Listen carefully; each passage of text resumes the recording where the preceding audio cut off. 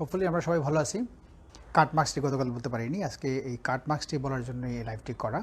পাশাপাশি যেটা হচ্ছে যে রিটেন পরীক্ষা, লিখিত পরীক্ষার জন্য যে প্রস্তুতিটা থাকে, আর যাদের যাদের এই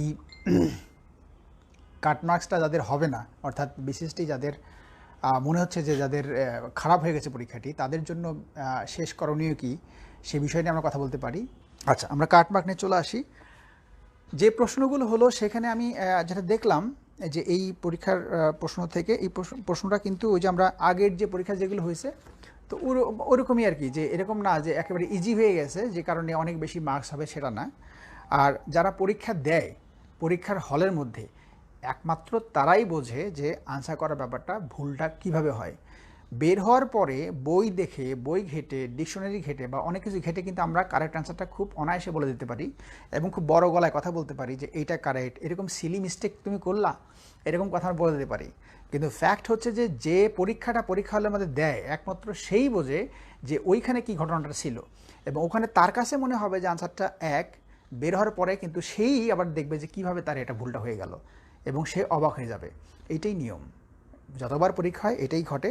সো এই ক্ষেত্রে আমাদের ওইভাবে ব্লেম করার ব্যাপারটা থাকা যাবে না। যদি এবার কারো খারাপ হয় তাহলে তাকে চিন্তা করতে হবে যে এইবার আমি যে ভুলগুলো করলাম এগুলো নোট ডাউন করে রাখতে হবে, যাতে করে এই ভুলগুলো আর পরবর্তী সময় না হয়। আচ্ছা, এখন দেখেন যে আমার কাছে 4 নাম্বার সেট যেটা ছিল, এইখানে 1 নম্বর থেকে আমি দেখতে পাচ্ছি যে 40 নাম্বার পর্যন্ত এখানে আছে। 1 থেকে 40 পর্যন্ত এখানে আমরা দেখতে পাচ্ছি যে এখানে বাংলাদেশ বিষয়গুলি এবং কিছু ভূগোলের প্রশ্ন এখানে আছে। বাংলাদেশ এবং ভূগোলের প্রশ্ন প্রায় কাছাকাছি। তো 1 থেকে 40 পর্যন্ত আছে এখানে বাংলাদেশ বিষয়গুলি এবং ভূগোলের প্রশ্ন। এখন এইখান থেকে বাংলাদেশ বিষয় এবং ভূগোলের প্রশ্নগুলো যেগুলো দেখলাম 40টার মধ্যে থেকে, এখান থেকে 30টা প্রশ্ন আছে যে প্রশ্নটা একদম কোনো চেঞ্জ হয় না, অল টাইম এই ইনফরমেশনগুলো থাকে, অর্থাৎ একদম হুবহু মুখস্থবিদ্যা। যারা যারা মুখস্থ মনে রাখবেন তাদের এই 30টা কোশ্চেন এখানে বাংলাদেশ বিষয়ের মধ্যে মুখস্থবিদ্যার মধ্যে 30টা কোশ্চেন ছিল। আর বাকি প্রশ্নগুলোর মধ্যে কিছু কোশ্চেন ডিফিকাল্ট ছিল, কিছু কোশ্চেন ছিল অন্যভাবে আনসারটা করা যেত।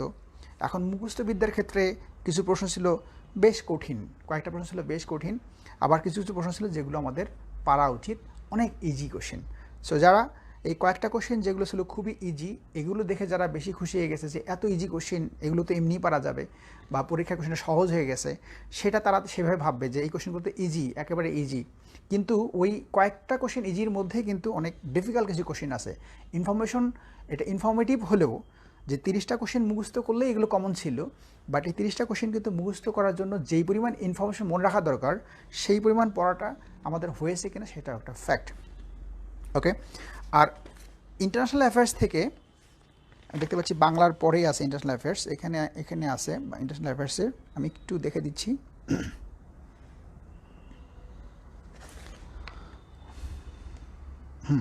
ইন্টারন্যাশনাল অ্যাফেয়ার্স হচ্ছে 86 থেকে যে কোশ্চেনগুলো আছে 86 থেকে 105, 20টা কোশ্চেন আছে ইন্টারন্যাশনাল অ্যাফেয়ার্স থেকে।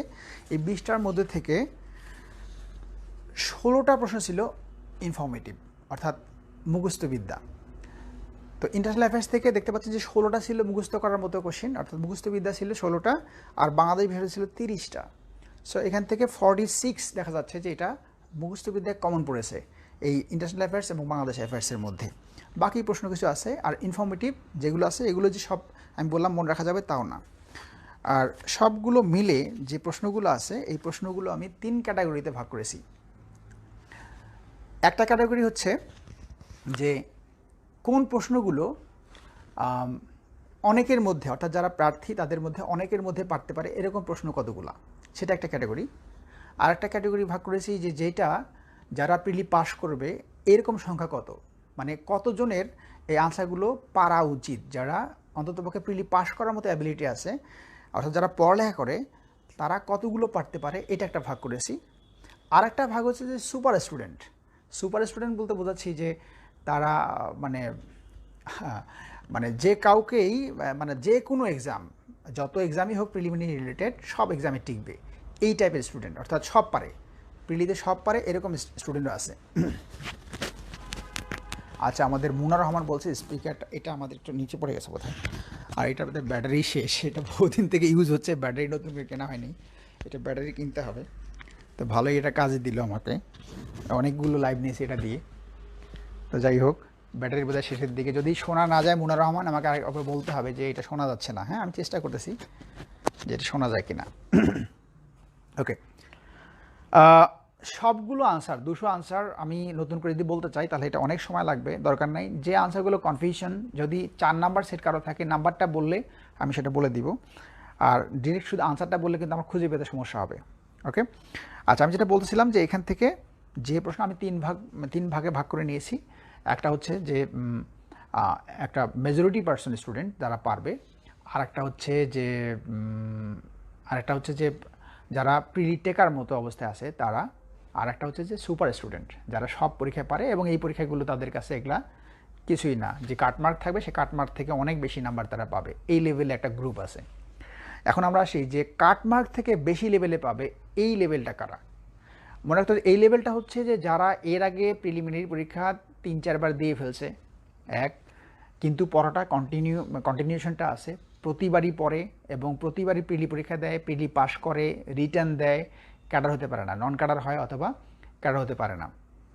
এই লেভেল একটা স্টুডেন্ট আছে যারা প্রিলি খুব ভালো পারে। এদের সংখ্যা খুব বেশি না, এদের সংখ্যা হচ্ছে 1000-2 মতো আছে। এরা একটা গ্রুপ। আর একটা গ্রুপ হচ্ছে যে এদের সাথে এই সুপার গ্রুপের মধ্যে 2000-এর মধ্যে যারা পড়বে তাদের মধ্যে থেকে আর একটা গ্রুপ হচ্ছে যে তারা সারাক্ষণ টিউশনই করে। ওকে, টিউশনই করায় সারাক্ষণ, টিউশনই করায়, তারপরে হচ্ছে যে পড়ালেখার এই বাসায় যে পড়ালেখা করে, মানে হার্ডওয়ার্ক করে, মানে জেনুইন এই জব রিলেটেড পরীক্ষার জন্য জেনুইন স্টুডেন্ট আছে কিছু, যারা বোঝে যে কী পড়া উচিত কী পড়া উচিত না, এবং সেই পড়াগুলো রিভিশন বারবার দেয় এবং টিউশনই করায় এবং এই পড়ার মধ্যে থাকে। আর একটা গ্রুপ আমি যাদের বললাম যে যারা হচ্ছে কয়েকবার পরীক্ষা দিয়ে ফেলছে কিন্তু পড়াটা বন্ধ করে নাই, প্রতিবারই পড়ে, প্রতিবারই পরীক্ষা দেয়, প্রতিবারই প্রিলি পাস করে, কিন্তু চাকরি হয় না, এরকম একটা গ্রুপ আছে। এদের সংখ্যা হচ্ছে 2000-এর মধ্যে। এরা হচ্ছে সুপার মানে ক্যান্ডিডেট, এদের সাথে সম্পর্ক রাখা যাবে না, এদের সাথে তুলনা করা যাবে না নিজেকে। এরা এমন আছে যে এরা 140-145 পর্যন্ত পেয়ে যাবে।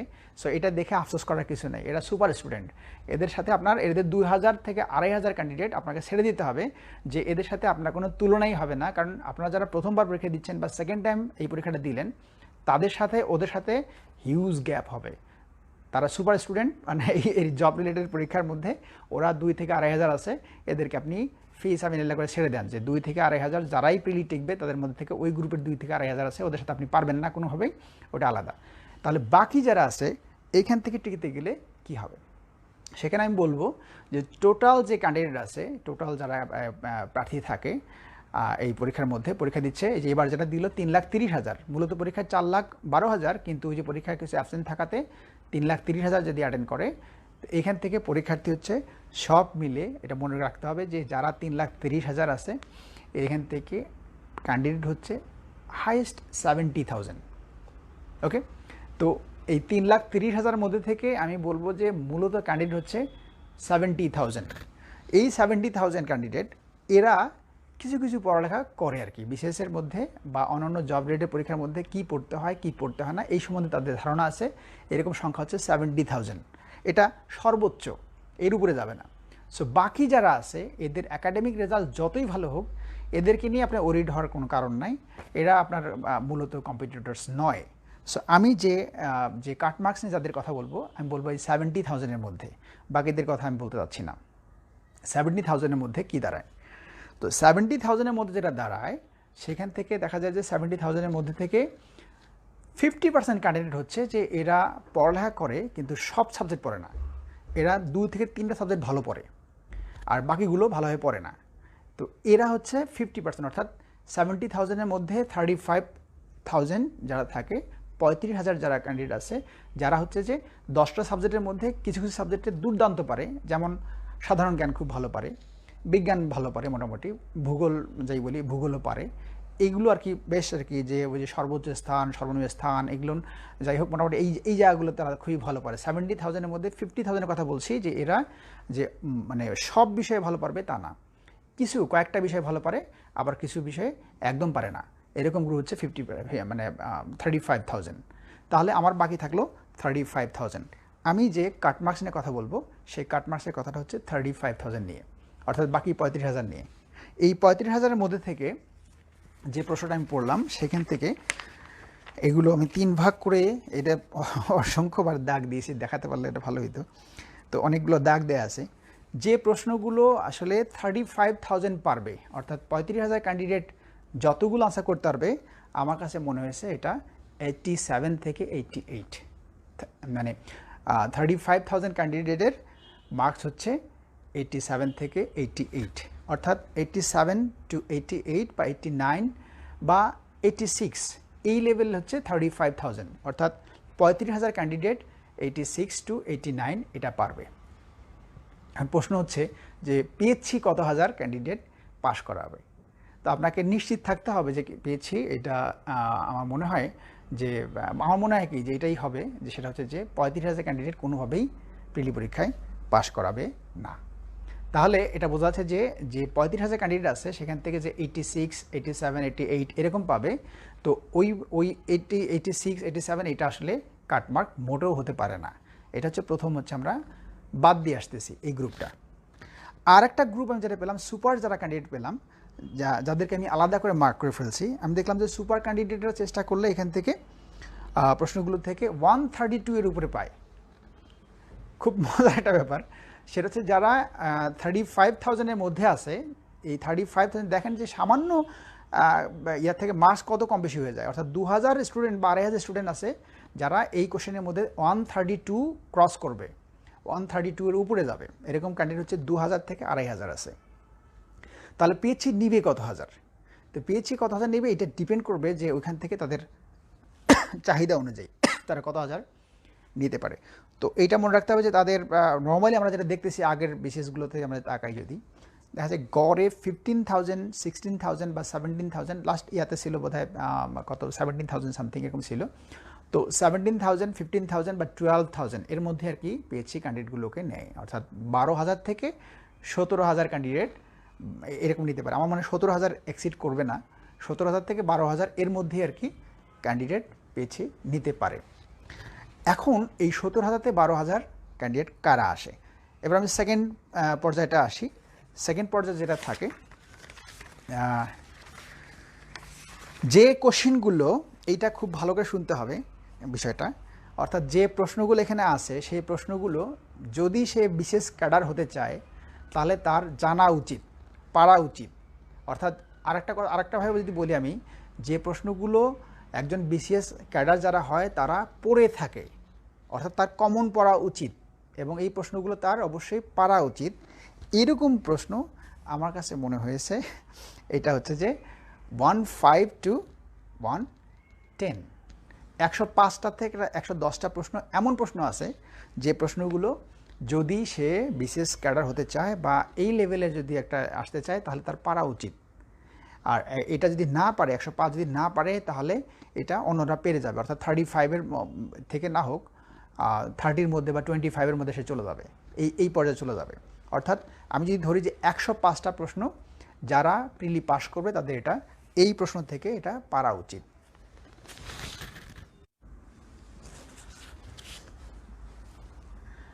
কল চলে আসে। তো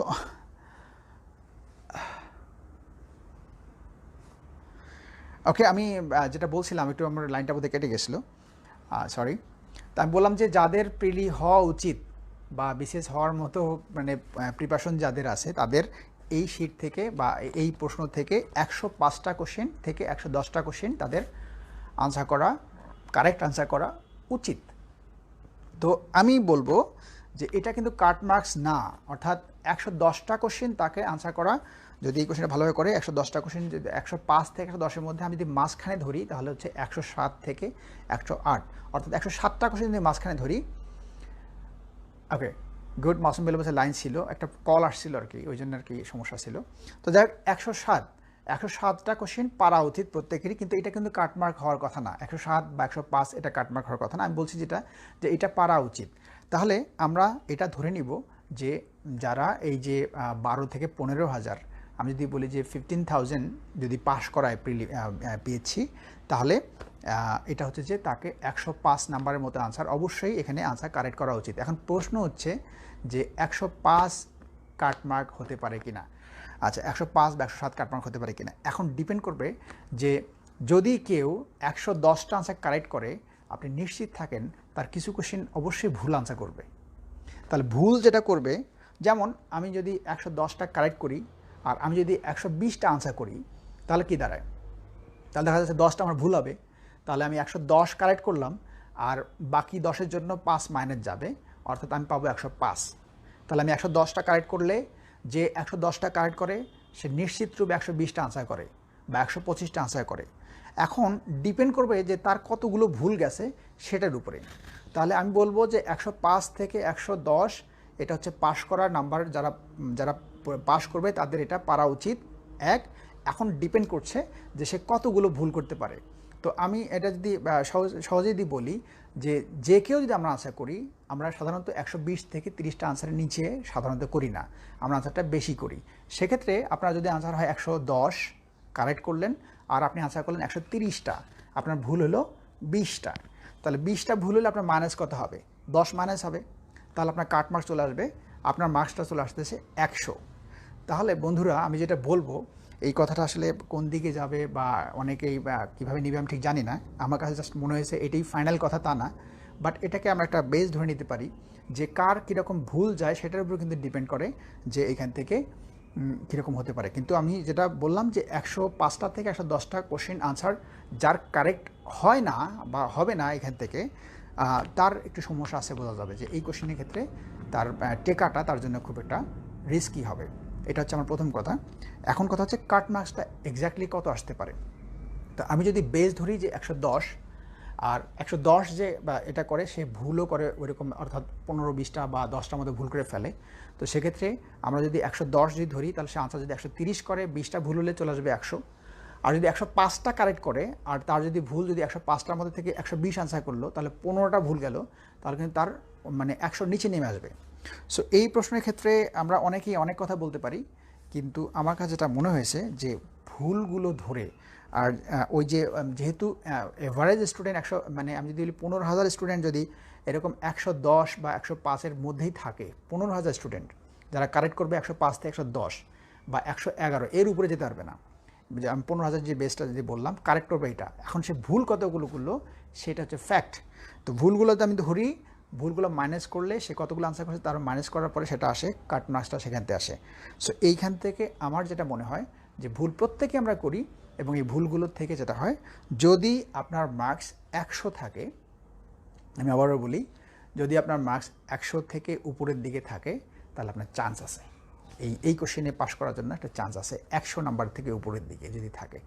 আর নিচের দিকে থাকলেও যে চান্স নাই সেটা না, এটা হতেই পারে যে আমি যে সব কারেক্ট কথা বলছি তাও না, এটার ক্ষেত্রে মনে রাখতে হবে যে 100-র নিচেও যদি আসে সেও সুযোগ থাকতে পারে।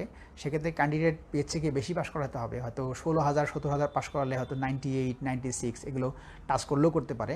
বাট যেটা মনে রাখতে হবে যে যদি পিএইচসি 12,000 ক্যান্ডিডেট পাস করায়, যদি 12,000 ক্যান্ডিডেট যদি নেয় তাহলে আপনার কাট মার্কস 12,000 নিলে হবে 105-এর উপরে। আমার এটা মনে হয় যদি 12,000 নেয় 105-এর উপরে যাবে, আর যদি 15,000 ক্যান্ডিডেটকে নেয় তাহলে 100 টাচ করতে পারে, অর্থাৎ 100 হতে পারে কাট মার্কস। এই ব্যাপারটা আমি আরেকবার শেষবারের মধ্যে ক্লিয়ার করে দিই, এরপর আমি অন্য টপিকে কথা বলবো। যদি আপনার এই পরীক্ষার মধ্যে থেকে কেটে কুটে যদি 105 আপনি পান, তাহলে যদি পিএইচসি 12,000 ক্যান্ডিডেট পাস করায় তাহলেও আপনি টিকবেন। আর যদি 12,000 ক্যান্ডিডেট যদি পিএইচসি নেয়, আপনি যদি সেখানে 100 পান তাহলেও টাকাটা একটু রিস্ক হয়ে যাবে। আর যদি আপনার সেখানে কি বলে যে আপনার যদি পিএইচসি যদি 15,000 নেয় তাহলে আপনার কিন্তু 100-তে ভালো একটা চান্স আছে। এখন কথা হচ্ছে যে আমরা তাহলে যারা 98 পেয়েছি বা 97 পেয়েছি তারা কি করব? আচ্ছা, সেক্ষেত্রে এদের ক্ষেত্রে যেটা হবে যে আমি বলবো যে যারা 96 বা 97 পেয়েছি তারা একটা রিস্ক আমরা নিতে পারি।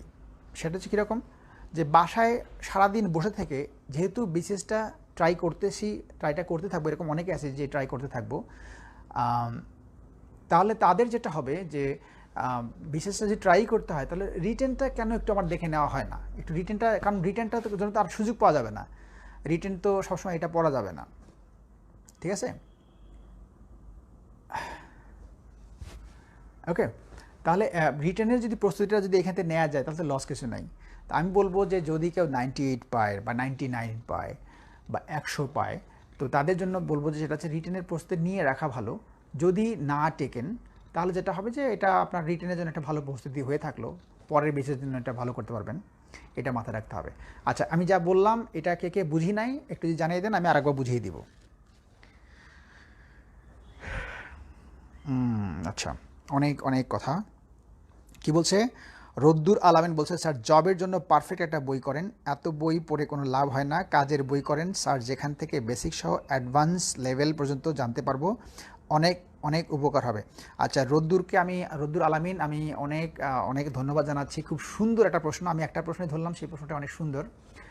আচ্ছা, সেইটার প্রশ্নটাকে আমি বলি, পড়ালেখা করা উচিত। এই যে যারা পরীক্ষা দিচ্ছে, এই যে আমি যাদের বললাম যে 105 থেকে 110টা কোশ্চেন অবশ্যই আনসার করা উচিত যদি সে বিশেষ পাস করতে চায়, এরা কারা?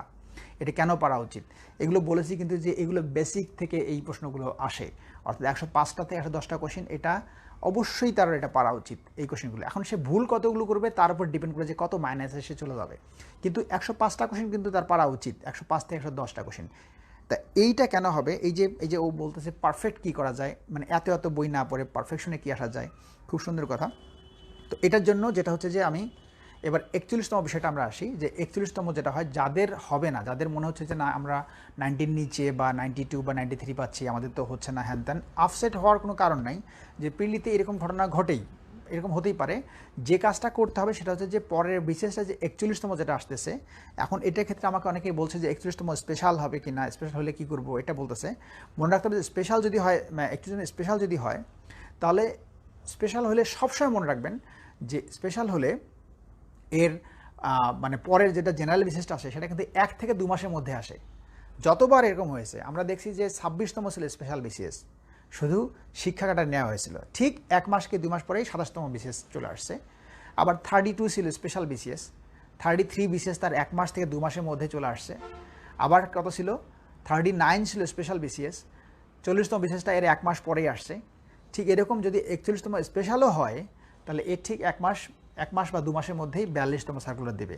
সো মনে রাখতে হবে যে 41তম যখন হবে সেটা যদি স্পেশাল হোক আর যাই হোক, তার 2 মাসের মধ্যে কিন্তু 40তম সার্কুলারটা হয়ে যাবে। এই জন্য মনে করতে হবে যে 41-এ 42, 42-এ 41, আর এরকম কোথাও লেখা নাই যে 41তমটা স্পেশাল হবে, এটা কিন্তু কোথাও লেখা নেই। সো এটা আমরা যারা একটা কথা ছড়িয়ে দিচ্ছি যে 41 স্পেশাল হবে, তখন স্পেশাল হলে যদি সার্কুলারটা হয়ে যায়, যেটা করতে হয় যে পরীক্ষার ঠিক 3 মাস 4 মাস আগে বা 2 মাস আগে সবাই আমরা পড়া নিয়ে একদম অস্থির হয়ে যাই, কিন্তু এই বিশেষে পড়াটা তো 2 মাস 1 মাসে পড়া না। এই জন্য আমি যে এই যখন পরীক্ষার 10 দিন আগে 15 দিন আগে কী করবে না করবে এগুলো আমি কিছু বলি নাই, বিকজ এটা 1 মাস 2 মাস 10 দিনে পড়া না। এই পড়াটা মনে রাখতে হবে যে এই পড়াটা পড়তে হয় 1 বছর আগে থেকে, অন্তত 8 মাস আগে থেকে পড়াশোনাটা করতে হয়। তাহলে 1 বছর আগে থেকে কেউ যদি পড়ে তাহলে তাকে যেটা মনে রাখতে হয় যে এই পড়ার ক্ষেত্রে এই যে যারা প্রিলি পাস করবে, আপনি প্রিলি পাস করলে যে ক্যাডার হবেন তার তো কোনো কথা ছিল না।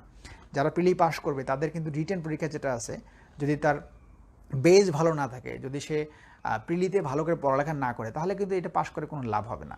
বা কারোর দেখে দেখে প্রিলি পাস করলো তাহলে তার লাভ হবে না। অর্থাৎ রিটেনের ক্ষেত্রে তাকে প্রিলিতে পড়াটা এমনভাবে গুছিয়ে নিতে হবে রিটেনে যেন সে অনায়াসে ভালো করতে পারে 3 মাস সময়ের মধ্যে থেকে। সো এই জন্য যেটা আমি বলি যে সেটা হচ্ছে যে শুধু প্রিলি পাস করলেই হবে না, ক্যাডার হওয়ার জন্য পড়তে হবে, বেস ডেভেলপ করে পড়তে হবে। তো এইটার ক্ষেত্রে এই যে ওই রদ্দুর যে কথাটা বলছে, আলামিন যে কথাটা বলছে, এইটা নিয়ে ও আমাকে বলছে অবশ্য যে এমন একটা বই লেখার জন্য যেটা বই পড়লেই কাজটা হবে।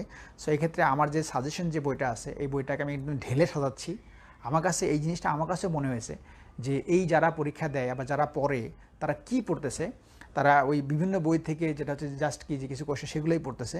তো এইটা না করে কাজটা যদি এমন করা যায়, যেমনটা হচ্ছে যে অর্থাৎ বইটা যদি আমি এমন করে একটা বের করতে পারি যেটা হচ্ছে যে টেক্সট বই, যে টেক্সট বই যেটা থাকে, যে বইগুলোর কথা আমি বলি এটা সব মিলেছে 15টার মতো টেক্সট বই আছে, মানে সব মিলে এই 15টা টেক্সট বই থেকে যদি একদম জিস্ট প্রশ্নগুলো যেগুলো আসার মতো এগুলো যদি আমি আলাদা করতে পারি, আর যেটা হচ্ছে জব সলিউশন বইটা যেটা আছে এখান থেকে যদি আলাদা করে ফেলতে পারি, আর ভার্সিটি অ্যাডমিশনের যে কোশ্চেনগুলো আছে এগুলো যদি আমি আলাদা করে ফেলতে পারি, ওকে, এগুলো সবগুলো মিলে জুডিশিয়াল যে পরীক্ষা আছে সেগুলো প্রশ্ন আলাদা করতে পারি, এগুলো সবগুলো মিলে যদি একটা খুব সুন্দর করে একটা বই করা যায়, আমার মনে হয় যে এটা হতে পারে 15,000 প্রশ্নের বই, হতে পারে 14,000 প্রশ্নের বই, বাট এই বইটা খুব ভালো হবে। আমি সেই কাজটাই করছি, অর্থাৎ এখান থেকে হয়তো আরও 15 দিন 20 দিন লাগবে, তখন এই বইটা আমি এটা যেটা করছি একটা আমার শিক্ষা হলো এই বইটার থেকে যে বইটা কিভাবে কাজে লাগে।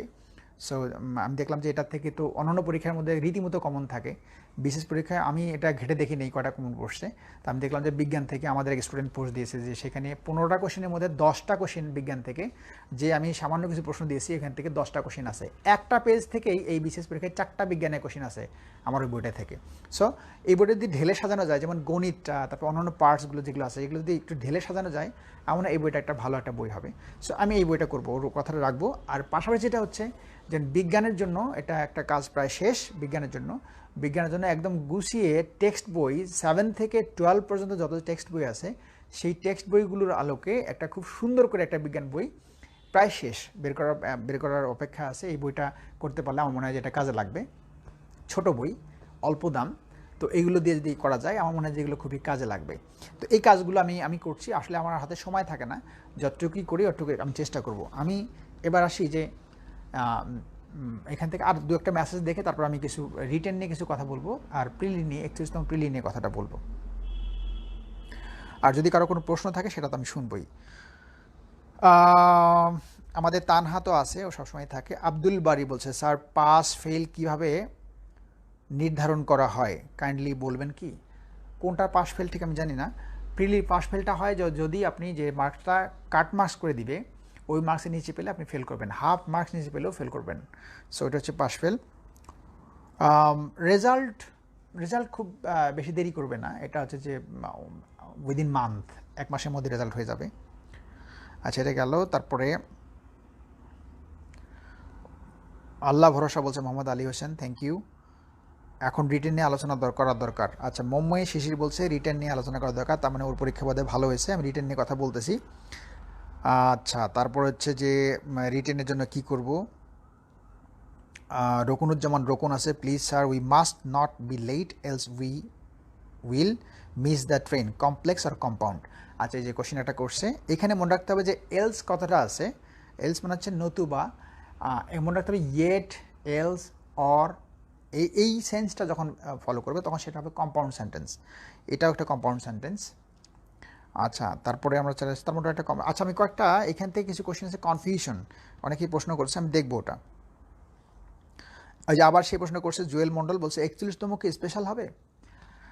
আচ্ছা, আর রিটেন নিয়ে কি পড়বো, কি করব? আচ্ছা, রিটেন নিয়ে লিখিত নিয়ে আগামীকাল ইনশাল্লাহ, আগামীকাল মালিবাগ পরিক্রমা মানে মালিবাগ শাখায় 3টার সময় আমি একটা সেমিনার নিব রিটেনে সেখানে কীভাবে ট্রান্সলেশন করতে হয়, বড় বড় সেন্টেন্স কীভাবে ট্রান্সলেশন করতে হয়, এগুলো খুব ভাইটাল জিনিস, সেগুলো নিয়ে আলোচনা করব। আর কি পড়তে হবে, টপিকটা কি, তারপরে বইগুলো কি, তারপরে যেটা হচ্ছে যে সিলেবাসটা কীভাবে কভার করতে হয়, সে মানে কোশ্চেনের মধ্যে কি লিখতে হয় রিটেনের মধ্যে, এগুলো নিয়ে আগামীকাল হবে মালিবাগ শাখায় 3টার সময়, এবং আগামী পরশু দিন হবে নীলক্ষেত শাখায় 3টার সময়। আর 11 তারিখ, এই মাসের 11 তারিখে হবে মিরপুর শাখায়, পরিক্রমা মিরপুর শাখায় একদম ডিটেল ওরিয়েন্টেশন ক্লাস, একটা ওরিয়েন্টেশন ক্লাস ফ্রি করে দিব আমি। এটা যে কেউ এই ওরিয়েন্টেশন ক্লাসটা করতে পারবে, অর্থাৎ ইংলিশে একটা ফ্রি একটা ক্লাস, রিটেনের একটা ফ্রি ক্লাস, একটা ফ্রি ক্লাস কিন্তু অনেক মূল্যবান ইংলিশের ক্ষেত্রে। তো সেটা আমি করে দিব যে কীভাবে যে একটা সেন্টেন্স, বড় বড় সেন্টেন্সকে কীভাবে ট্রান্সলেট করতে হয়, এবং ভোকাবুলারি না থাকার পরেও কীভাবে আনসার করা যায় সেটা, বা গ্রামার না জেনেও কীভাবে আনসার করা যায় সেই ব্যাপারগুলো একটু টিপস দিব। বাট যেটা মূল কথা থাকে সেটা হচ্ছে যে এই যে টিপসগুলো দেওয়া হবে সেটা আগামী পরীক্ষা পর্যন্ত প্রতিদিন প্র্যাকটিস করতে হবে, বিকজ ইংলিশে জাহাজ তো হওয়া সম্ভব না। প্র্যাকটিস, প্রতিদিন প্র্যাকটিস। যে টিপসই দেওয়া হবে সেই টিপসটা প্রতিদিন প্র্যাকটিস করলে কিন্তু পরীক্ষার মধ্যে দেখবেন আপনি পারছেন। সো ওই বিষয়গুলো আমি এটা যে ক্লাস থাকবে সেই ক্লাসের মধ্যে ধরিয়ে দিব, যে রিটেনের ইংলিশটা কীভাবে ভালো করতে হবে সেটা ধরিয়ে দিব ইনশাল্লাহ। তো কালকে হবে মালিবাগে, পরশুদিন হবে নীলক্ষেতে, এবং 11 তারিখে হবে মিরপুরে। এটা দিন আমরা যদি ফ্রি থাকি আমরা আসবো, ফ্রেন্ড সহ আসবো, যেহেতু ফ্রি সবাই আসবো।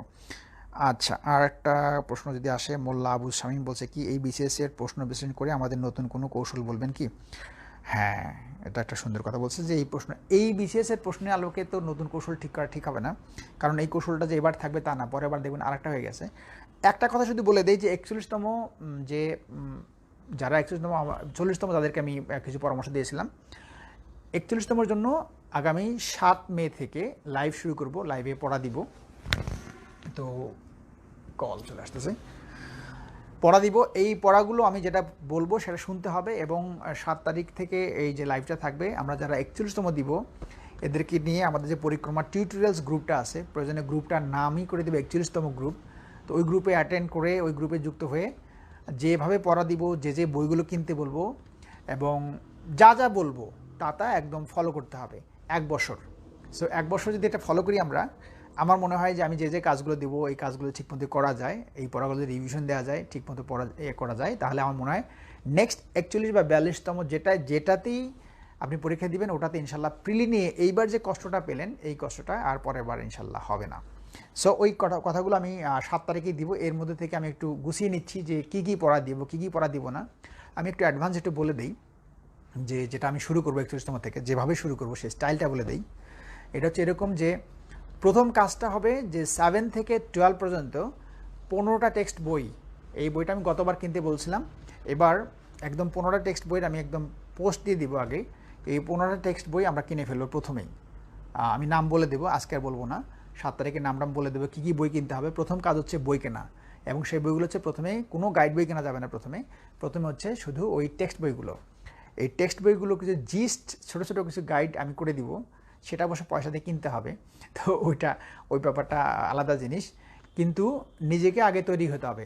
15টা টেক্সট বই থেকে প্রত্যেককেই নোট করতে হবে, একদম নিজের জন্য নোট, আপনার প্রত্যেকের জন্য নোট থাকবে, এবং এই নোটগুলো এবার অবশ্যই করতে হবে। গতবার অনেকেই ফাঁকি দিয়েছে, সেটার ফলো তারা ভোগ করছে। তো এবার ফাঁকি দিলে এটা আসলে মুশকিল, ফাঁকি দিলে ধরা পড়ে যাবে। তো আমি যে বইয়ের নামগুলো বলবো এই নামগুলো আগামী 7 তারিখ থেকে প্রথম কাজ হচ্ছে 15টা টেক্সট বই একদম তুলোধুনো করে ফেলতে হবে। এরপরে যে কাজটা থাকবে সেটা হচ্ছে ফ্রি হ্যান্ড রাইটিং। ইংলিশের এই যে যারা রিটেন পরীক্ষা দিবে তারা বুঝবে যে রাইটিংয়ের কত গুরুত্ব, ফ্রি হ্যান্ড রাইটিংয়ের কত গুরুত্ব, এরা বুঝবে। কারণ ইংলিশ অ্যাভয়েড করে কোনোদিনও কেউ ক্যাডার হতে পারে নাই, কোনোদিন কেউ ক্যাডার হতে পারবেও না। লিখিত পরীক্ষার কথা বলছি, প্রিলিতে অ্যাভয়েড করা যাবে, কিন্তু লিখিত পরীক্ষায় যদি কেউ ইংলিশ অ্যাভয়েড করে তাহলে সে কখনোই ক্যাডার হতে পারবে না, এটা সহজ কথা। এই জন্য ইংলিশে রিটেনের পরীক্ষার জন্য এটা ভালো করতেই হবে, মানে করতেই হবে, এর কোনো বিকল্প নাই। সো রিটেনে ভালো করার জন্য ফ্রি হ্যান্ড রাইটিং কীভাবে করতে হয়, একেবারে যে মাস্টার হতে হবে তা না, সিম্পলি কিছু লেখা, কিছু লিখতে পারা। সো ওই কাজটাও আমি চাবো যে ওই গ্রুপটার মধ্যে আমরা যে সামনে আসবো ওই কাজটাও হোম অ্যাসাইনমেন্ট দিয়ে এই কাজটা যাতে করা যায় সেটা আমি কাজটা করব। এর জন্য আমরা যেটা করবো যে ছোটো ছোটো গল্প লিখবো, ইংলিশ স্টোরি লিখবো, প্রত্যেকেই লিখবো। আমি যে স্টোরিগুলো দিব এইটা আমি প্রয়োজনে এটা আমি লিখে পোস্ট দিব, ওটা দেখে দেখে সেই গল্পটা নিজের মতো করে লিখতে হবে গল্পটা। এভাবেই ছোটো ছোটো গল্প লিখতেই একসময় ভালোভাবে লেখার হাতটা চলে আসবে, ইংলিশ লেখার হাতটা চলে আসবে। আর তারপরে ট্রান্সলেশন বড় সেন্টেন্স কীভাবে করতে হয় এর কৌশল তো আমি শিখিয়ে দিব পরবর্তী সময়, এটা কোনো সমস্যা নাই। আর বাকিটা যেটা থাকে যে রিডিং কম্প্রিহেনশন একটা পার্ট আছে, অর্থাৎ পড়ে যে বোঝা, এটা ওই যে রিট্রান্সলেশন যেটা করতে হয় সেই ট্রান্সলেশন করা শিখলে এটা শেখা হয়ে যাবে। এই কাজটাও আমরা এনে কথা বলবো। অর্থাৎ প্রিলিতে থাকতেই রিটেনের যে ইংলিশ থাকবে এটার যে বেসিক যে নলেজটা এইটা গ্যাদার করে নিতে হবে প্রিলিতে থাকতেই। তাহলে রিটেনে কিছু টিপস দিলেই এটা পারা যাবে। যেমন রিটেনের ক্ষেত্রে লেটার থাকে 20 নাম্বার, লেটারে সামান্য কিছু টিপস দিলে কিন্তু, অর্থাৎ লেটারটা পুরোটাই আমি লিখে দিব, ওটা হুবহু লিখে দিলেও চলবে, জাস্ট 2-1টা লাইন চেঞ্জ করে দিলেই কিন্তু এটা লেটার থেকে ফুল মার্কসটা ক্যারি করা সম্ভব হবে। সো এরকম অনেকখানি পারা যাবে, কিন্তু একটু হলে তো লিখতে হবে, এই লেখার অভ্যাসটা করতে হবে। সো আমরা প্রিলির 41তমদের জন্য প্রথমে বলে নিলাম, সেটা হচ্ছে যে আমরা ইনশাল্লাহ প্রথমে যে কাজটা করব, আমরা প্রথমে 15টা টেক্সট বই কিনবো। আমি 15টা টেক্সট বইয়ের নাম 7 তারিখে বলে দিব, পাশাপাশি আরও কী কাজ করতে হবে সেটা বলে দিব, এবং আমাদের কাজ করার ধরন কী হবে সেটা বলে দিব। আর হচ্ছে পিএইচসির যে প্রিলি সিলেবাস এবং রিটেনের সিলেবাস দুটোই আগের থেকে ডাউনলোড দিয়ে রাখতে হবে, কারণ ওই সিলেবাস ধরে দিয়ে আমরা আগাবো, সিলেবাসের বাইরে যাব না। সিলেবাস থেকে যদি আগাই আর যদি আমরা টেক্সট বইটা ভালো করে দিয়ে আমরা নিতে পারি তাহলে কিন্তু একটা ভালো ধরনের একটা আপনার প্রিপারেশন চলে আসবে। এইবার যে কষ্টগুলো হচ্ছে এই কষ্ট যেন পরের বারে না হয়, এটা মাথা যদি থাকে কারো, তাহলে সে অবশ্যই যে কথাগুলো বলা হবে সেই কথাগুলো শুনবে। এবার আসি আমরা রিটেন নিয়ে, অর্থাৎ এইবার যারা ভালো করবে মনে করছে, অর্থাৎ যাদের 100-র উপরে বা 99 বা 98-এর উপরে পাবে বলে মনে করছে, তাদের জন্য যে কথাগুলো থাকবে সেটা নিয়ে কথা বলি। দেখি আমি 2-1টা প্রশ্ন বোধহয় পাচ্ছি। লিঙ্কন স্বপ্নিল বলছে, স্যার দয়া করে সাজেশন বইটির প্রতি পেজের জলছাপটা বাদ দিলে খুব ভালো হয়। আচ্ছা, আমি একটা কথা বলি, সেটা জলছাপটা দেওয়ার ব্যাপারে যেটা ছিল যে ওইটা দিলে মানে ফটোকপি করলে ফটোকপিটা হবে না, এই জন্য জলছাপটা দেয়া। যাই হোক, এবার আমি দিব না, আমি আগেই বলে দিচ্ছি জলছাপটা আর দিব না। কিন্তু যেটা হচ্ছে যে অলরেডি যেটা চলে আসছে যে নীলক্ষেতের মধ্যে অনেকে এই বইটা ফটোকপি শুরু করে দিচ্ছে, ফটোকপি বিক্রি করে দিচ্ছে। সো এই যে ফটোকপির ব্যাপারটা যেটা থাকে এটা তো আর আটকানো যায় না, এই জন্য জলছাপটা দেওয়া ছিল যাতে ফটোকপিটা না হয়। কিন্তু তারপরে এদের প্রযুক্তি এত সুন্দর যে ঠিকই ফটোকপিটা এটা বিক্রি করছে, বাজারে তো বইটা নাই, তো এটা রীতিমতো ফটোকপি চালাচ্ছে। সো ওইটার ক্ষেত্রে যেটা হয়, বা এটা আবার রিপ্রিন্ট করা শুরু করে দিয়েছে। তো সমস্যা নাই, আমি প্রতিটা প্রিন্টেই বইটা চেঞ্জ করে ফেলবো, প্রতিটা প্রিন্টেই বইটা নতুন হবে। সো এটা কেউ কপি করলেও পারবে না, কারণ প্রতিবারই নতুন হয়ে যাবে বইটা, নতুন নতুন ইনফরমেশন চলে আসবে, কিছু বাদ যাবে, কিছু ঢুকবে, এরকম করে একদম রিফাইন করা হবে একদম প্রতিটা ইয়াতেই। সো ইনশাল্লাহ আমি এটা জলছাপটা দিব না, ভালো কথা বলছে। আমি চাই আমি সাবজেক্ট ওয়াইজ খুব সুন্দর বুক বের করবেন। আচ্ছা, আমার বই বিষয়ে কথাটা বাদ দিই, আমাদের বই বিষয়ে। আচ্ছা, আরেকটা হচ্ছে যে আমার যে জব ইংলিশ লিটারেচার যে বইটা আছে, এই বইটা থেকে কিন্তু অনেকগুলো কোশ্চেন কমন পড়ে গেছে। সো বইটা বাজারে থাকতেই যদি আমরা পারি আমরা কিনে ফেলবো, জব ইংলিশ লিটারেচার, লাল কালারের বই আমার একটা, ওটা নীলক্ষেতে মামুন লাইব্রেরি, তারপরে উদয়নে পাওয়া যায়, তারপরে সুমনা বুক হাউসে পাওয়া যায়, তারপরে হচ্ছে ফার্মগেটে সেলিম বুক হাউসে পাওয়া যায়, তারপরে মিরপুরের ঝর্ণা লাইব্রেরিতে পাওয়া যায়। সো এইগুলোর থেকে যদি পারা যায় বইটা নিয়ে রাখতে হবে, কারণ ওই বইটা তো খুব ভালো। আচ্ছা, এই তথ্য পাওয়ার অধিকার, এবার আমি আসি যে এই প্রশ্ন যেটা ছিল, যে এই প্রশ্ন থেকে কিছু কনফিউশন যে প্রশ্নগুলো, সেইটা যদি আমি একটু দেখি যে কনফিউশনের থেকে কোনটা কোনটা এরকম ছিল। দু একটা কোশ্চেন কনফিউশন ছিল, যেমন আসলে অনেক কোশ্চেনই কনফিউশন ছিল, সবগুলো প্রশ্ন বলতে চাচ্ছি না। যেমন যে অ্যাটেস্টেডটা কি, অ্যাটেস্টেডের বাংলা পরিভাষা কোনটি? আমরা এটা সবাই জানি যে অ্যাটেস্টেডের ইয়াটা কি। অ্যাটেস্টেড হচ্ছে যে, বলা হয় না যে আমরা যখন অ্যাটেস্টেড করি, যারা ফার্স্ট ক্লাস জব করে বা ফার্স্ট ক্লাস ক্যাডার সার্ভিস থাকে বা যাদেরকে সত্যায়ন করতে হয়, তো এটা ক্ষেত্রে মনে রাখতে হবে যে সত্যায়িত কথাটা, এটার একটা সিলি বানিয়ে ফেলি যে সত্যায়িত, তো ওইটা আমরা ঘুরিয়ে লিখতে হয় যে অ্যাটেস্টেড। সো আমরা এটা কী করি যে অ্যাটেস্টেড লিখে তারপরে সাইন করি, তারপরে এটার তারিখ দিই। তার মানে অ্যাটেস্টেড হচ্ছে সত্যায়িত, তাই না? তো এইটা ক্ষেত্রে হচ্ছে যে এটা ক্ষেত্রে কোনো কনফিউশন নাই, এটা মোটেও প্রত্যয়ন বা প্রত্যায়িত এরকম কিছু না, এটা হচ্ছে সত্যায়িত। ওকে, আনসারটা হচ্ছে ক, এটা মনে রাখতে হবে যে সত্যায়িত, অ্যাটেস্টেড। ওকে, প্রত্যায়িত এটা হচ্ছে যে সার্টিফাইড হলে সেটা হবে প্রত্যায়িত। সো এটা হচ্ছে সত্যায়িত। এই একটা কোশ্চেন দেখলাম যে বেশ কনফিউশন, অনেকেই অনেক ধরনের অ্যান্সার করেছে। আর আর আর এরকম আরও যে প্রশ্নগুলো কনফিউশন ছিল,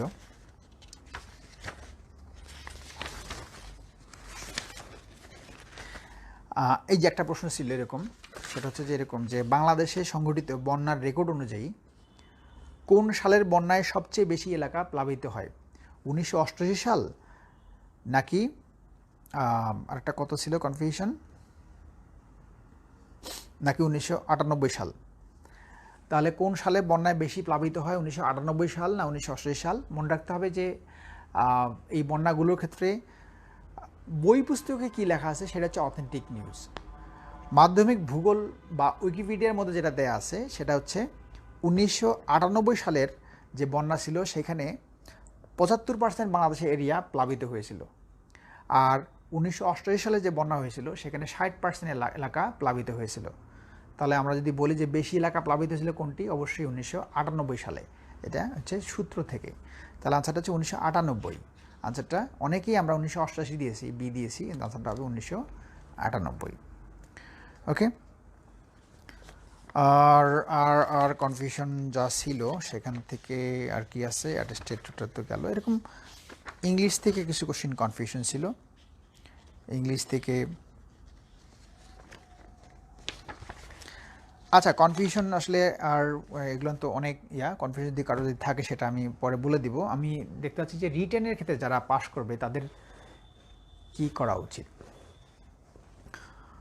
লিখিত পরীক্ষায় যেটা থাকে এটা আসলে অনেক কথা। এখন আমি প্রথম যারা লিখিত পরীক্ষা দিবে, অর্থাৎ যাদের পরীক্ষাটা ভালো হয়েছে, প্রিলি ভালো হয়েছে, তাদের উদ্দেশ্যে মোস্ট ভাইটাল যেটা আমার পরামর্শ থাকবে সেটা হচ্ছে যে টাইম। এটা কিন্তু খুবই গুরুত্বপূর্ণ একটা কথা, সেটা হচ্ছে যে সময়ের সদ্ব্যবহার করা।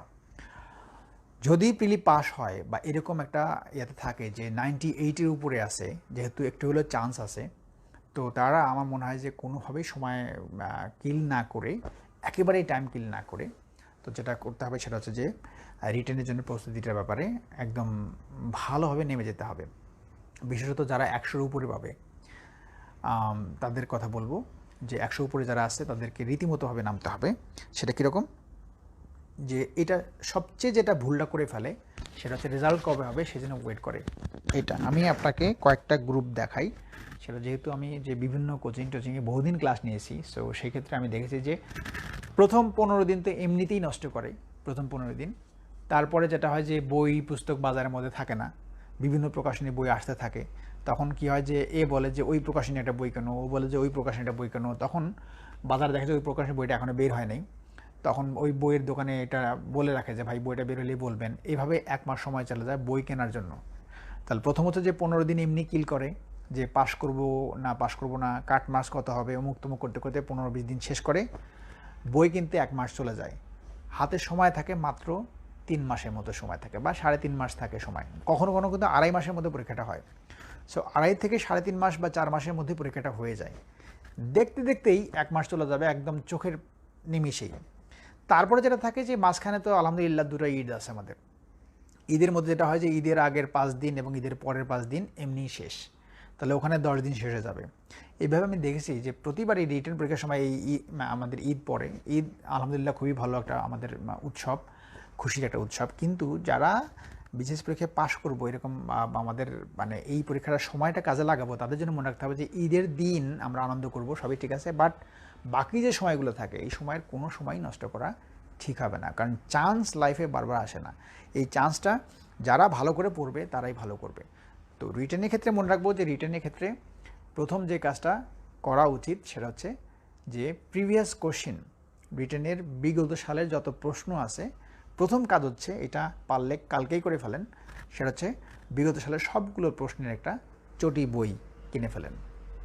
বাজারে পাওয়া যায় এই বইটা, অবশ্য আমরাও বের করে দিচ্ছি। আমাদের এখান থেকেও রিটেনের বিগত সালের প্রশ্নগুলো লেখা শেষ হয়ে গেছে, হয়তো 2-1-এর মধ্যে চলে আসবে। এটা আমাদের এখান থেকে কিনতে হবে এর কোনো মানে নাই, এটা ইচ্ছা করলে আপনি ইয়াতেও কিনতে পারেন, যে কোনো দোকান থেকে কিনতে পারেন। রিটেনের একটা প্রশ্ন ব্যাংক কিনতে হবে। প্রশ্ন ব্যাংকটা কেনার পরেই বুঝতে পারবেন যে রিটেনের পরীক্ষার প্রশ্নগুলো কেমন হয় এবং সেগুলো সম্বন্ধে আমার কতটুকু জানা আছে। সো এখন থেকে যেটা হচ্ছে যে রিটেনের ওই প্রশ্ন ব্যাংকটা 1 নম্বর। 2 নম্বর হচ্ছে বাজারে তো বই পাওয়া যাবে না, যেটা করতে হবে যে এখন গত বছরের যে ডাইজেস্ট বই দেখা যাবে, কিছু কিছু বই নীল কিনতে পাওয়া যাবে, বা পুরনো বই হিসেবে পাওয়া যাবে গত বছরের ডাইজেস্ট বইটা। সো এখন একটা ডাইজেস্ট বই গত বছরের থেকে, যেহেতু কোনো বই এই মুহূর্তে বাজারে নাই, তো একটা ডাইজেস্ট বই গত বছরে যদি পাওয়া যায় তাহলে এটা কিনে ওই যে প্রশ্নগুলো এসে গেছে প্রশ্নগুলো জাস্ট একটু চোখ বুলে যেতে হবে যে কোন কোন প্রশ্নগুলো বাংলাদেশ বিষয়গুলি, তারপরে ইন্টারন্যাশনাল অ্যাফেয়ার্সের মধ্যে কোন কোন প্রশ্ন আসছে, টিকাগুলো কোথা থেকে আসছে, এগুলো একটু সুন্দর করে পড়ে ফেলতে হবে। আচ্ছা, এটা হচ্ছে 2 নম্বর কাজ। 3 নম্বর কাজ হচ্ছে যে রিটেন পরীক্ষায় মনে রাখতে হবে যে কোন কোন সাবজেক্টগুলো আপনাকে ক্যাডার করবে, কোন কোন সাবজেক্টগুলো থেকে আপনি ক্যাডার হবেন। তো সেক্ষেত্রে মনে রাখতে হবে যে কিছু কিছু সাবজেক্ট আছে যেগুলোতে আপনি সবাই পুরোপুরি মার্কসটা তুলতে পারে না, কিন্তু কিছু সাবজেক্ট আছে যে সাবজেক্টগুলোতে ভালো ধরনের মার্কস ওঠে। ওকে, সেই সাবজেক্টগুলো হচ্ছে যেগুলোতে ভালো ধরনের মার্কস ওঠে সেগুলোর মধ্যে হচ্ছে 1 নম্বর হচ্ছে গণিত, যেখান থেকে পুরোপুরি নাম্বার তোলা যায়। গণিত এবং মেন্টাল এবিলিটি সবচেয়ে সহজ, মেন্টাল এবিলিটি থেকে পুরো নাম্বারটা তোলা যায়। সো ম্যাথ এবং মেন্টাল এবিলিটি এটা একটা ব্যাপার, নাম্বারটা বেশি ওঠে, কিন্তু পড়াশোনাও বেশি করতে হয়, গণিতের মধ্যে অনেক সময় দিতে হয়। নাম্বার 2 হচ্ছে সায়েন্স, বিজ্ঞান হচ্ছে দৈনন্দিন বিজ্ঞান হচ্ছে 60 নম্বর, আর 40 নম্বরের মধ্যে 25 হচ্ছে আইসিটি, আর 15 হচ্ছে ইলেকট্রিক্যাল। সো ইলেকট্রিক্যাল পার্টটা বেশ ডিফিকাল্ট, ওখানে বিশেষ ওহমের সূত্র বা বিভিন্ন যন্ত্রপাতির নাম এগুলো মুখস্থ রাখতে হয়, যেটা একটু কঠিন। মুখস্থ করতে পারলে এর চেয়ে তো আর সহজ কিছু নেই, জাস্ট মুখস্থ করতে হবে এটা। আরেকটা হচ্ছে যে আইসিটির পার্টটা আমরা প্রিলিতে তো যেগুলো দেখলাম আইসিটি কী জিনিস, ম্যান এগুলো তো থাকে, এগুলো একটু মুখস্থ করতে হবে, এইটা হচ্ছে ওই পার্টটা। আর দৈনন্দিন বিজ্ঞানে যে 60 থাকে এইটা কিন্তু মানে কমন পাওয়া যায়, এবং এটা একটু পড়াশোনা করলে নাম্বারটা ভালো চলে আসে। আকাশ নীল দেখায় কেন, এটা অনেকবার আসে। বরফ পানিতে ভাসে কেন, তারপরে রাস্তায় স্লপ কেন ব্যবহার করা হয়, এই যে প্রশ্নগুলো আসে, বারবার আসে, ঘুরে ফিরে আসে। হ্যাঁ, তো তখন হয় কি যে ডেইলি সায়েন্সের যে দৈনন্দিন বিজ্ঞানের যে সাইট আছে, এই সাইট থেকে কিন্তু একটু পড়াশোনা যদি করা যায়, একটু যদি গুছিয়ে দেখা যায়, অর্থাৎ প্রিভিয়াস কোশ্চেনগুলো পড়লেই কিন্তু এখান থেকে 20% কোশ্চেন কমন থাকে বিগত সালের প্রশ্নগুলো, এই যে দৈনন্দিন বিজ্ঞানের যে প্রশ্নগুলো সেগুলো। সো প্রথমেই যেটা করতে হবে যে বিগত সালে যত রিটেনের সায়েন্স থেকে প্রশ্ন আসছে, প্রথম কাজ হচ্ছে যে এই প্রশ্নগুলো আগে কভার করে নেওয়া, তাহলে 20% কোশ্চেন কিন্তু ওখান থেকে কমন পড়বে। আর বাকি যে 40% বাকি যে কোশ্চেনগুলো থাকবে সেই কোশ্চেনগুলোর ক্ষেত্রে যখন বই চলে আসবে বাজারে তখন সায়েন্সের একটা বই নিয়ে, আর অথবা এখন যদি আমরা কোনো ডাইজেস্ট বই পেয়ে যাই তাহলে এই বই থেকে সায়েন্সের যে প্রশ্নগুলো যেগুলো আছে এই প্রশ্নগুলো প্রথম কাজ হচ্ছে যে বিগত সালে যত প্রশ্ন আসছে এই প্রশ্নগুলো একটু কভার করে নিতে হবে, এখন একটু পড়ে ফেলতে হবে। যদি আমরা এই কাজগুলো যদি ঠিকঠাক মতো পড়তে পারি বা সায়েন্স থেকে যদি একটু দেখে যেতে পারি, দেখবেন যে এগুলো মানে দৈনন্দিন বিজ্ঞান খুবই সহজ, আর বাকিগুলো যেগুলো থাকে এগুলো মুখস্থ করতে হয়। এগুলো কভার করলে এখান থেকে কিন্তু 70+ মার্কস তোলা যায় দুটো মিলে সায়েন্স থেকে। তো সায়েন্স থেকে 70+ মার্কস পাওয়া যাবে, মানে 80 চলে আসে, 85 চলে আসে, 70+ হয়ে যায়। ওইদিকে আছে ম্যাথ থেকে যেটা হয় যে ম্যাথের যে যত বেশি পরিশ্রম করতে পারবে সে তত বেশি ভালো করবে ম্যাথ থেকে। তো ম্যাথ থেকে কোনটা কোনটা ইম্পর্টেন্ট এটা বিষয়টা আরেকদিন বলবো আমি, এটা লাইভ আরও হবে। তো সেখান থেকে ম্যাথ থেকে যদি আমরা ভালো করতে পারি, ম্যাথের যে ব্যাপারটা থাকে সেখান থেকে ভালো করতে পারি। আর মেন্টাল অ্যাবিলিটি সেখানে আছে, মেন্টাল অ্যাবিলিটি আমরা প্রায়ই অবহেলা করি, যে মেন্টাল অ্যাবিলিটি যে পার্টটা থাকে এটা আমরা পড়ি না। রিটেনে মনে রাখতে হবে যে মেন্টাল অ্যাবিলিটি খুবই ভাইটাল। এই মেন্টাল অ্যাবিলিটি যদি আপনি অ্যাভয়েড করেন তাহলে এখান থেকে হচ্ছে 10-15 নাম্বার কম বেশি হয়ে যাবে। মাইন্ড ইট, বিশেষ ক্যাডার হওয়ার ক্ষেত্রে ভালো ক্যাডার, খারাপ ক্যাডার বা স্ট্রং ক্যাডার, উইক ক্যাডার এগুলো কিন্তু একটা ফ্যাক্ট। তো ভালো ক্যাডার হতে চাইলে দেখবেন এই 5 নাম্বার 10 নাম্বার এদিক ওদিক হওয়ার কারণে কারো হবে পুলিশ, কারো হবে আনসার, কারো হবে অ্যাডমিন, কারো হবে ট্যাক্স। ওকে, তো এই যে 5 নাম্বার 10 নাম্বার যে ব্যাপারটা থাকে, এই 5-10 নাম্বার আপনার যেন হাতছাড়া না হয়, অর্থাৎ যেটা কমন নাম্বার সবাই যেটা পারবে সেটা যেন মিস না হয়, এই বিষয়টা মনে রাখতে হবে। এগুলো নিয়ে আমি আবারও কথা বলবো। তাহলে যেটা হচ্ছে যে এই যে মেন্টাল অ্যাবিলিটি 50 বললাম, এটা খুবই গুরুত্ব দিয়ে সহকারে পড়তে হবে। তাহলে হবে কি যে 50-এর মধ্যে 45 to 49 বা ইভেন 50, 50-এ 85 পাওয়া যাবে। সো যদি মেন্টাল অ্যাবিলিটি থেকে আমরা 45 বা 49 বা 50 ক্যারি করতে পারি, এদিকে ম্যাথ থেকে যে থাকে 12টা অঙ্ক থাকে সেখানে 10টা অঙ্ক করতে হয়। ম্যাথ এমন না যে বইয়ের বাইরে ম্যাথ আসতেছে, তা না, বইয়ের থেকেই দেয়। সো এই বইয়ের থেকে ম্যাথগুলো যদি বারবার চর্চা করা যায়, বারবার প্র্যাকটিস করা যায়, তাহলে কিন্তু ম্যাথ থেকে যেটা হয় যে 8টা অঙ্ক যদি পারা যায় তাহলে 80 চলে আসবে। একটা ম্যাথ হচ্ছে 5 নাম্বার করে, তাহলে 8টা যদি আমরা পারি তাহলে হচ্ছে 80 চলে আসতেছে। তো এখান থেকে যদি 80 কী বলে যে 40, 8টা পারলে হচ্ছে 40, তো 40, 9টা পারলে 45, 10টা পারলে 50, কোনো মার্কস কাটা যাবে না। সো আমরা যদি ম্যাথ থেকে 40 ক্যারি করতে পারি, মেন্টাল অ্যাবিলিটি থেকে 45 ক্যারি করতে পারি, তাহলে কিন্তু ফেলে দিয়ে হলো আমার 85 মার্কস রিটেনে ম্যাথ থেকে থাকছে, আর ওখানে আমার সায়েন্স থেকে থাকতেছে 70+। তাহলে মনে রাখতে হবে যে বিশেষ ক্যাডার হওয়ার জন্য আপনার একটা অ্যাভারেজ একটা মার্কস আছে। পাস নাম্বার হচ্ছে 50তে ক্যাডার হতে পারবেন না, এটা কনফার্ম। 55-এ আপনি ক্যাডার হতে পারবেন না। সো মনে রাখতে হবে যে আপনার ক্যাডার হওয়ার জন্য যেটা লাগবে, আমি গতকালও সেটা বলছি, সেটা হচ্ছে যে আপনার 60-র উপরে নাম্বারটা পেতে হবে যদি আপনি ক্যাডার হতে চান। তাহলে 60-র উপরে যে নাম্বার ক্যারি করতে চাই আমরা, সবগুলো তো 60-র উপরে ক্যারি আমরা করতে পারবো না। সেক্ষেত্রে মনে রাখতে হবে যে এই ম্যাথ থেকে, সায়েন্স থেকে এটা যদি একটু বেশি পড়ালেখা করতে পারি আমরা, এখান থেকে 60+ অনায়াসে করা যাবে। বিশেষত ম্যাথ থেকে তো আমি বললাম যে 85 ক্যারি করা যায়, সায়েন্স থেকে 70+ ক্যারি করা যায়। যদি আমি 85 ম্যাথ থেকে ক্যারি করতে পারি, আমি যেবার ক্যাডার হই ওবার কিন্তু আমার 97 ছিল ম্যাথের মধ্যে। সো 97 মানে কিন্তু এটা আমার অনেকগুলো নাম্বার কিন্তু প্লাস ছিল। ওকে, সো ওইভাবে আপনি যদি এটা ক্যারি করতে পারেন, 85 যদি ক্যারি করতে পারেন, তাহলে আপনি এখান থেকে দেখা যাচ্ছে যে ক্যাডার হওয়ার মার্কস থেকে 25 এগিয়ে থাকবে, আর ওদিকে আপনার সায়েন্স থেকে অনেকগুলো নাম্বার এগিয়ে থাকবে। সো এই দুটোতে আপনি অ্যাডভান্স করে থাকবেন, যেটা আপনার বেশি মার্কস থাকবে এই মার্কসটা যে জায়গাগুলো তুমি পারেন না এই জায়গাগুলোতে আপনি সাবসিডি দিবেন। এগুলো করতে পারি, প্রতিটা কাজ যেন আনন্দের সাথে করতে পারি। যাদের খারাপ হলো তাদেরকেই বলছি আমি যে প্রতিটা কাজ যেন আনন্দের সাথে করতে পারি, ফুর্তিতে করতে পারি, এরকম যেন মানসিকতা আমাদের থাকে। এইটা জানিয়ে আমার লাইভ এখানে শেষ করছি।